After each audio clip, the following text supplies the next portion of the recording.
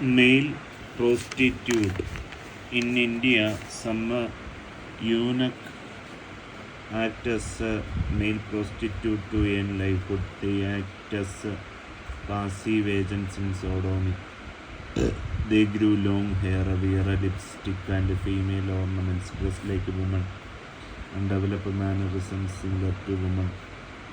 They cannot offer vaginal intercourse. Mostly they would satisfy customers by axillary, intracranial or oral intercourse on masturbation. Two types exist. One is hijra. These are males who have been castrated, removal of testes and emasculated before puberty. They keep adding to their tribes by abducting young boys and castrating them. When the wound heals, the scar invaginate and comes to resemble those of female, although the death is not that of a female normal vagina. Being castrated before puberty, female characteristics such as female voice, feminine distribution of fat and hair, development of breast are common. They intentionally wear feminine attire and behave in a feminine way in order to act as a perfect female substitute for prostitution. But they are biologically males. Their buccal smear shows male sex chromatin. Synonyms. These are males whose genitals are intact.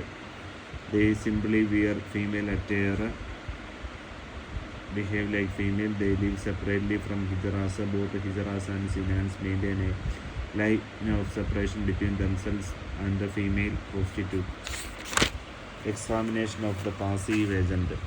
Examination is conducted on the same lines such as that of victim's rape.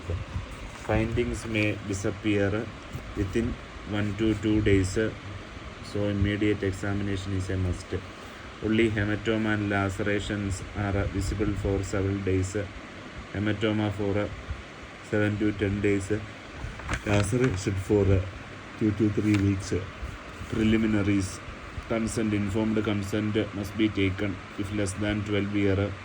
Consent of parents and guardian. Profession. Is it his profession to act as a habitual passive agent? Anal history, hemorrhoid and fissure, anal fissure, etc. The victim would complain of pain during walking, defecation and anal examination. The history relating to bowel movements. Any surgical operation, bowel habit, instrumentation of the bowel, previous constipation, use of enema, laxatives and suppositories, previous act of anal intercourse, their frequency, whether the victim was a habitual agent, last act of anal intercourse, history relating to current act, date, time and place of alleged act, bleeding or any other discharge at the time of act, afterward defecation after the alleged act, degree of penetration, if any struggle or resistance was offered, or was the act consensual, pain experienced at the time of act, subsequently the position in which the act was performed, the use of lubricant, whether bathed or washed anal area after the act, whether changed clothes or not, whether ejaculation occurred or not. Examination of cloth. Please see both examination of rape victim, examination of cloth. Fecal stain should be especially be searched for as intercourse incontinence may be a symptom. General examination. Mental state. Note if the child is tense, fearful, crying or relaxed. Mild sedation is advisable if a child tense. Genital examination for injuries, abrasion, bruise or laceration, teeth bite mark is done as in case of rape victim. Look for specifically for scratches around buttock and anal region. Anal examination. Position. Older children are examined under powerful light in the knee elbow position by pulling the glute to both sides. The anus is readily visualized in this way. Lesions observed are indicated on a diagram according to clock quadrant as in hymen above. Because knee elbow position is difficult to get in young children and may cause victims unusual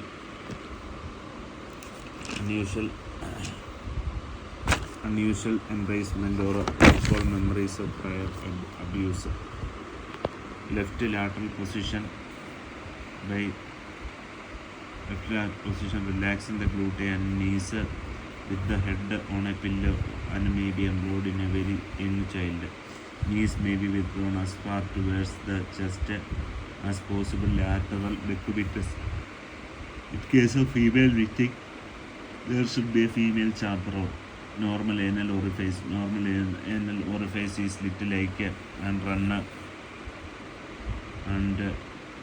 anterior posteriorly. Surrounding skin shows a marked natural fold due to the action of corrugator cuticinae muscle. Corrugator cuticinae is a thin stratum of involuntary muscular fiber around the anus which radiates from the orifice. Medially, the fibers fade off into the subcutaneous tissue, which are laterally they blend with the loose skin.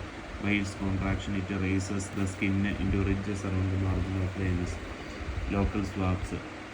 Take swab from the anal verge, skin of perineum from inside an anal canal and rectum. May show lubricant matter, seminal fluid, organisms of venereal disease on culture, all of which are positive proof of anal penetration. Proctoscopy. Pass a small unlubricated proctoscope, inspect the lower rectum and anal canal for injuries or mucosal abnormality. Take swabs from lower rectum and anal canal. Lesion marked in the children because of greater exposure in size between orifice of the victim and penis of accused. Lesion may be produced if a penis or any other similar object, fingers, dildos, etc. introduced. If a moderate sized penis is introduced with care and if adequate lubricant have been used, there may be no injury. This is partially because of anal dilation and partially due to lubricant. Thank you.